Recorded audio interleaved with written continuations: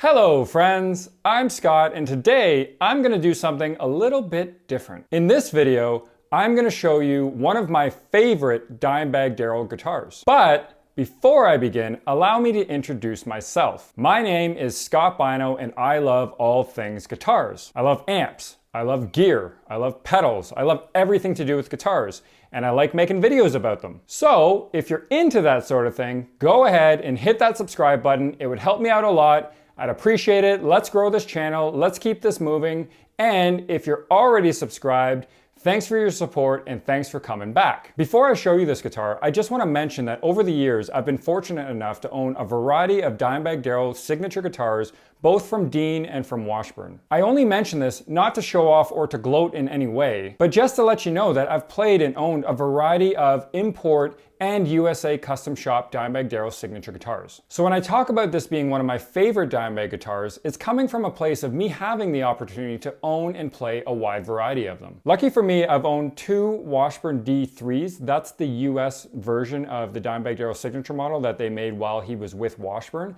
I've had a Dimeslime and I've had a Dimebolt. I was also lucky enough to own 2 of 4 Bloodbolts ever made. At the time I spoke to Washburn and they let me know that there were 4 made. I somehow ended up with 2 of them. Dimebag had 1 of them, and then there was a 3rd sort of floating around in existence. I actually had the opportunity to buy the 3rd one, but I passed on it because at the time I thought it was too much money and I thought, well, you know, I've already got 2 of them. Why do I need 3? I kick myself now because this is going back, I think 2000 or 2001, and the price of the guitar compared to today's prices was really not expensive. And I really wish I made that purchase. For anybody that follows the prices of these Dimebag guitars, especially the USA Washburn guitars, they're crazy expensive. They're really, really hard to find. And when you do, you got to pay quite a bit of money. And I'm fairly certain those Bloodbolts are nearly impossible to find for sale now. And if you did, you'd be spending a shitload of money. I've also owned 2 Washburn Culprits, which was the first guitar that Dimebag really actually designed with Washburn. They're really cool. They're sort of like a weird kind of explorer shaped guitar. They made a red one and a black one for the production models. I had 1 of each, which was really cool. I also had one of those cheaper import Washburn Dime Vs. I thought it looked pretty cool. Honestly, the guitar was kind of a piece of shit. I thought it just looked cool. I also have a Dean Dimeflame guitar, which has a pretty cool flame graphic on the front of it. I also owned one of the 333 Razorback Rust tributes that Dean had made. These were hand-painted guitars with that sort of rust motif on the Razorback design body. That guitar was amazing. The fit and finish of that thing was just phenomenal. The only downfall of that guitar was that it weighed like 600 pounds. It was super heavy. I also wasn't a huge fan of the Razorback shape. Not the look of it. I thought it looked awesome. I just found it pretty uncomfortable for me personally to play, especially when sitting down. And I also have, for fun, one of those Dean Baby ML guitars with the Dimebolt graphic on the front. I think they're like a 3/4 size guitar made for kids. I bought it for my son, so I thought it'd be kind of cool. We could have like matching Dimebag guitars. But today's video is about one of my favorite Dimebag guitars ever made, not from just the look of the guitar and what it represents, but just how it feels and how it plays. It's just a solid guitar. What I have is a 2015 limited edition Dean from Hell, one of only 100 ever made from the Dean custom shop. All right, so let me just pick this thing up. This weighs a ton. So the case alone, like no exaggeration, I think weighs like 20 pounds. It's a really solid case, but holy shit does it weigh a ton. And when you have the guitar inside, it weighs about 7,000 pounds.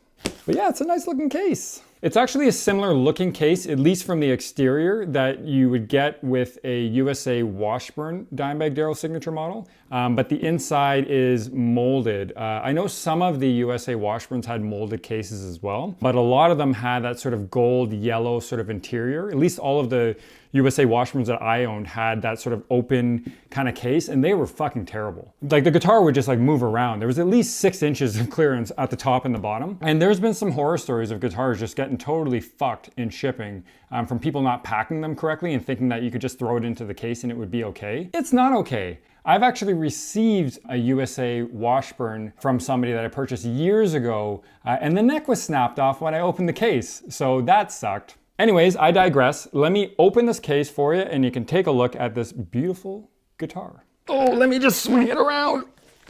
Pivot. Oh my God. Okay.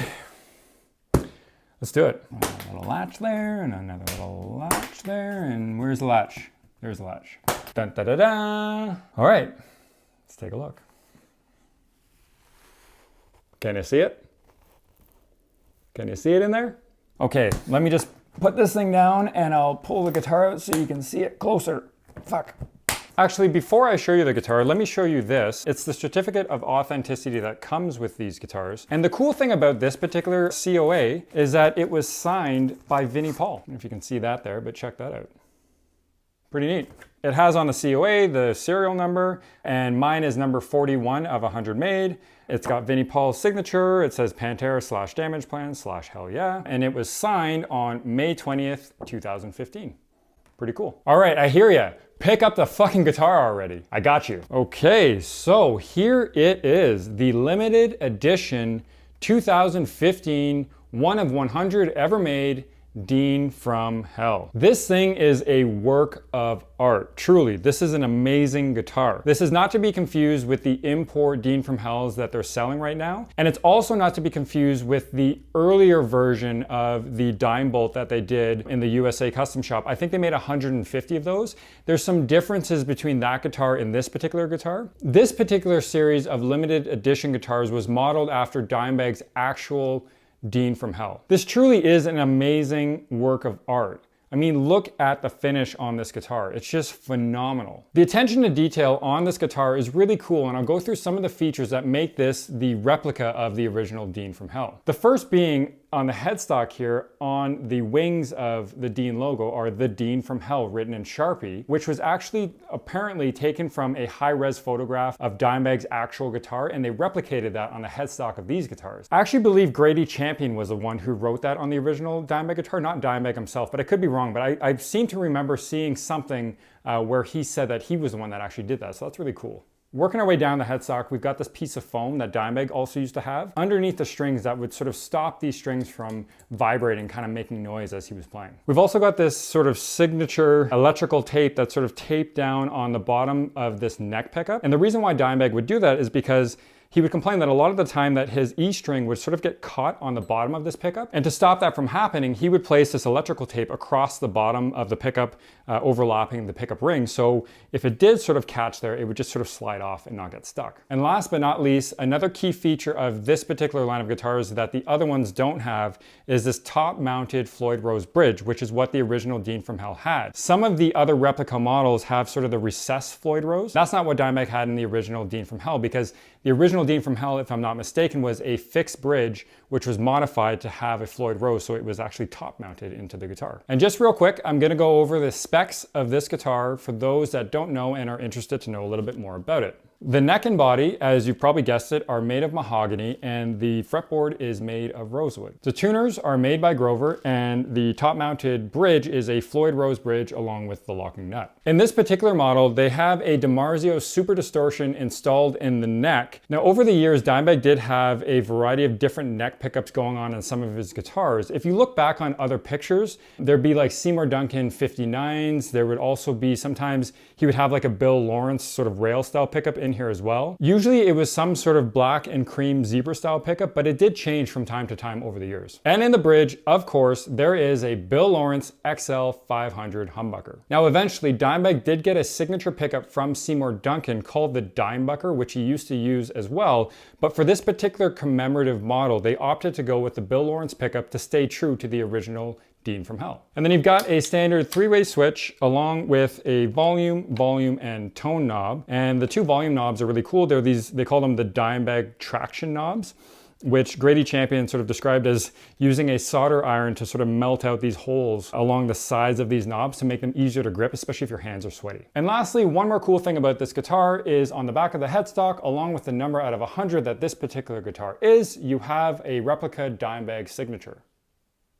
All right, friends, that is it. Thanks for watching the video. If you like this video and want to see more videos like this, please go ahead and hit that thumbs up button and subscribe to the channel if you haven't already. If you want to hear how this guitar sounds, I am planning on doing another video where I do a little bit of a demo of the guitar. So if you're into that sort of thing, be sure to come back and check that out. Thank you for watching. You've been amazing. I hope you have an awesome day, and remember, stay safe and stay heavy. Peace out.